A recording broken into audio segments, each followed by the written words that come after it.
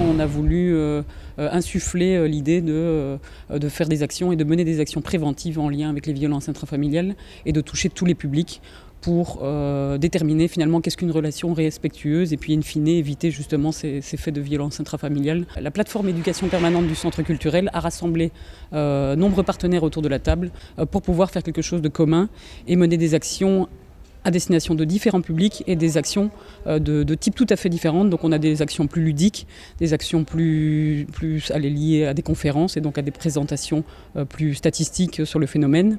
Donc ça part vraiment dans tous les sens pour pouvoir essayer de toucher le maximum de public justement.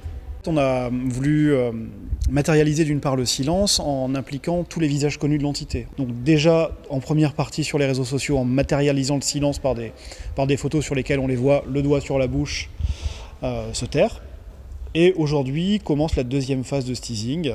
Partout dans la ville, vous trouverez dans chaque village des bâches avec ces mêmes personnes mises en situation de violence. Et donc les actions se déroulent sur 2019-2020 et ça part on a des concours de poésie, on a des activités de street art, il y a donc la conférence, la présentation de bouquins en lien avec le sujet, il y a des interventions dans les classes, dans les écoles. Vraiment l'objectif c'est la prévention et la sensibilisation et en précisant bien que l'idée n'est pas de parler uniquement du phénomène de violence intrafamiliale, mais c'est finalement de partir de l'amont et de la question qu'est-ce qu'une relation respectueuse. De part et d'autre de la frontière, là, actuellement, il y a le Grenelle de sensibilisation aux violences faites aux femmes en France, l'action ici à Comines.